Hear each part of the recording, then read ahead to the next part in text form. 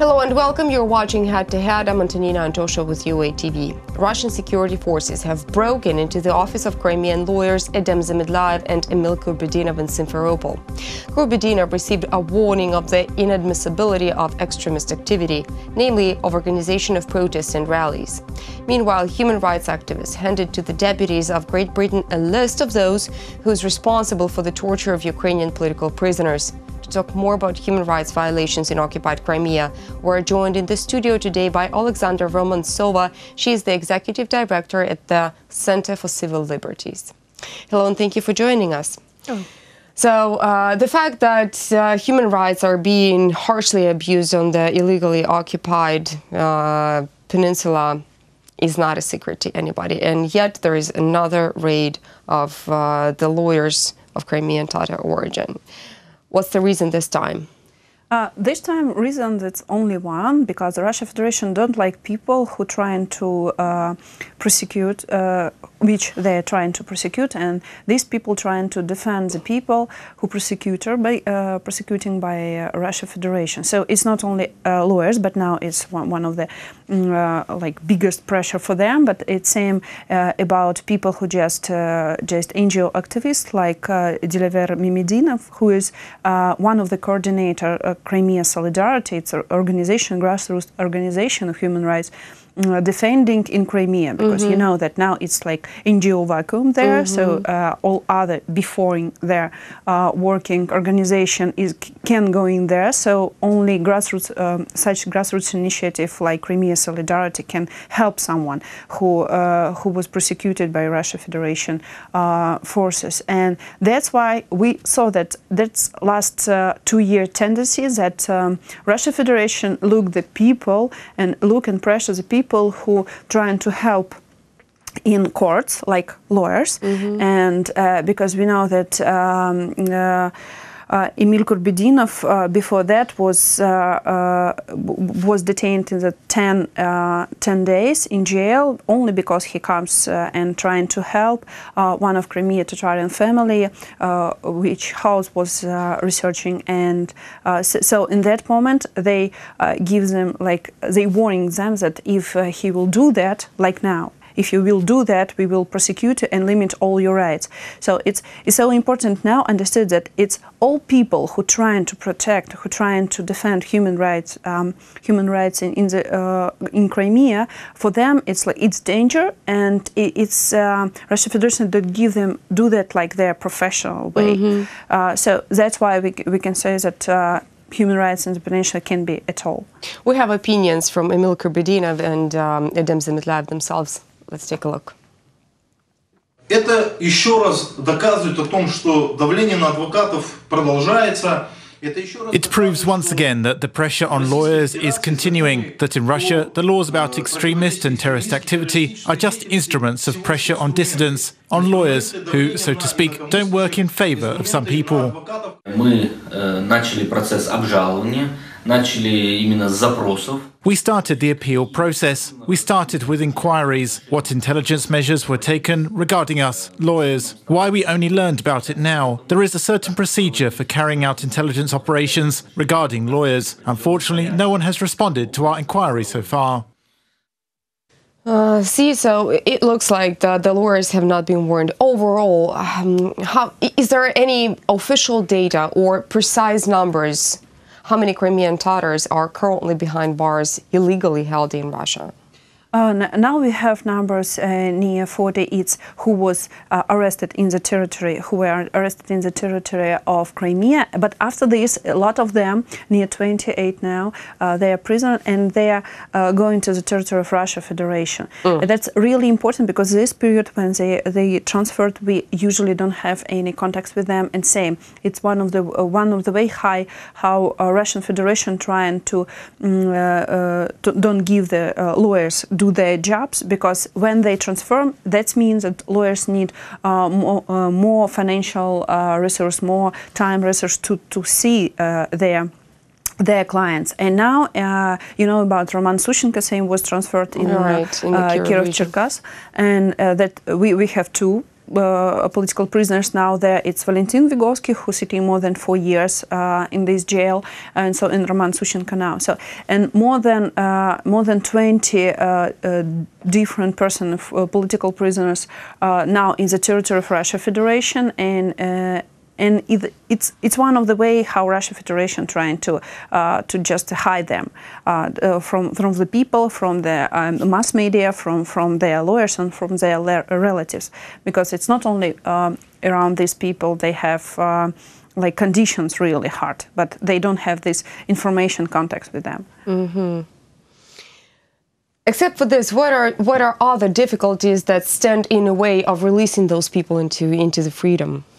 First of all, because the Russian Federation told that, okay, it's not a political prosecutor, it's usual criminals, it's usual terrorists, and that's only our deal, what we will do with them. Obviously, that's lies. Yeah, sure. And they don't give the possibility different international mission, like we have European Commission Against Torture, who don't have any access to this jail, and same situation with Commissioner of Human Rights from Council of Europe. Now it's new person, but before that was Nils Muzhnekis, and after 2014, when he do really fair report about what happened with the Crimea, after this Russia Federation banned them not only in the territory of Crimea, but same in the territory of Russia Federation. And now we have a new commissioner, it's Dunya Mijatovic, and she's from Balkan countries, so we hope that it will be one of the possibility how she can go into the Crimea, because she don't need a visa from Russia territory like foreigner. So we hope that it's one of the way, and surely we understood that such action like give the list for bigger countries who can be partners and financial partners of Russia Federation, like USA, like British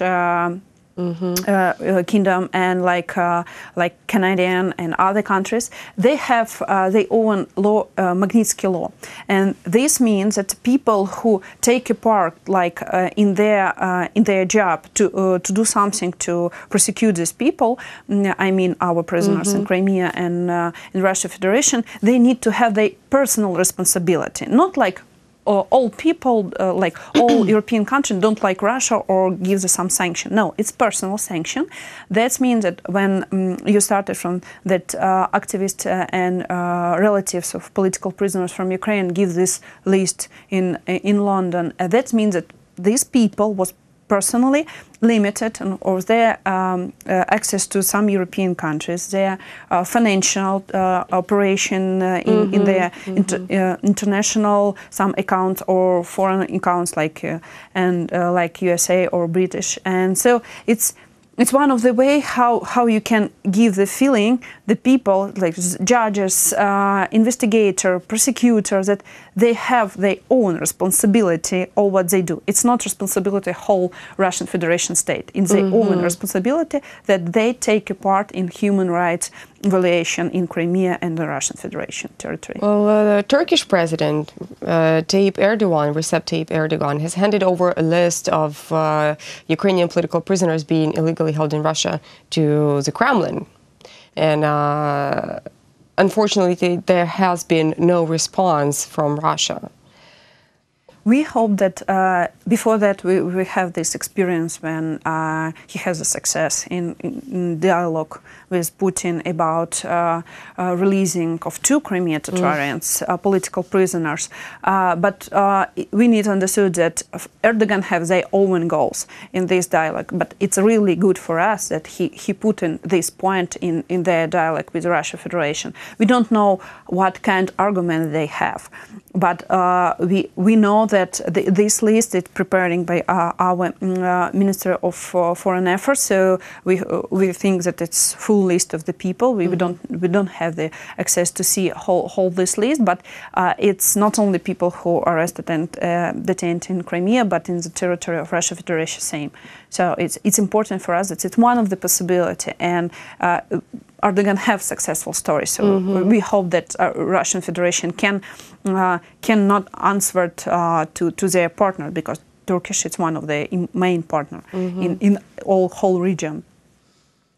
Despite the fact that there are a lot of people being illegally detained in Russia, there are still names that are usually popping up more often. Those are Roman Sushchenko and Volodymyr Balykh. What do we know right now about their state of health? We surely know that they can be better. I mean, they can be back holiday level of health, which will be before. But we know that we don't have now some big troubles during this transfer, and but we're just awaiting this first contact with when they will be come to jail where they will stay, because transfer this period will even official Russian Federation can say that we don't have any contacts. They in the train or somewhere. So sorry, we don't. You don't have a possibility. Yeah, Russian Federation has not been very active in responding to such requests. Yeah, it's not first time. Okay. However, Ukraine, right, has been effective and very active. So on November 15, Ukraine is going to submit a resolution to the United Nations General Assembly on alert of the international community on the human rights situation in Russian-occupied Crimea, and more than 30 countries have already backed this resolution up. What can Ukraine expect out of such a resolution? Of course, it's not an action plan, but still. Such resolution, it's really important that it's like, it's like that means that whole international community make a decision how they will look in this situation. Will they look at the Russian Federation like usual country who act like a usual international partner? So yeah, sure, we don't have any problem to have their business or some have some I don't know international programs. So that's why it's more. Even like it's like a mark in big class of international relationship. What's it mean? Is it normal, or is it like this level when the Russian Federation need to be stopped?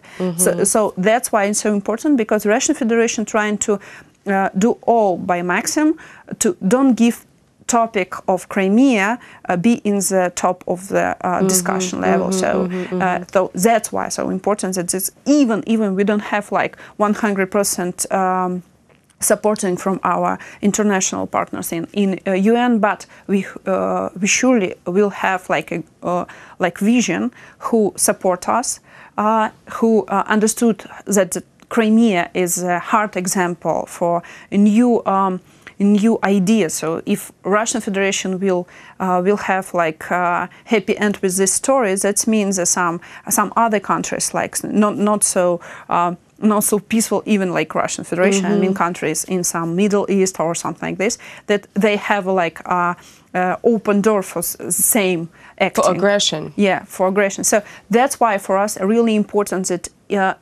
international community, in the level of diplomacy, in the level of official politics, even in the level of international bars of lawyers, we will have a submission for them. We will ask them to take their own opinion about what happened with lawyers in Crimea, what happened with human rights defenders in Crimea, and they need to send it to the Russian Federation. We will do such campaign for them, because that means that whole the world like don't accept it like a normal what Russian Federation do. That's really important for us, because surely we will have.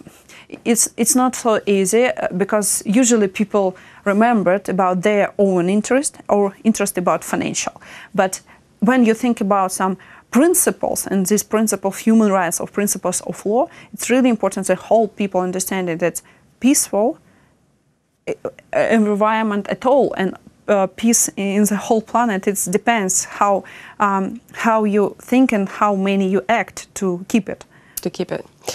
Well, hopefully Ukraine will have a happy ending, and we will succeed in getting Crimea back, reintegrating Donbass, and bringing all of the Ukrainians currently illegally held in Russia back home safe and sound. Thank you so much for coming. Thank you. That was Oleksandra Romantsova. She is the Executive Director at the Center for Civil Liberties. Thank you so much for watching. Stay tuned with UATV for more.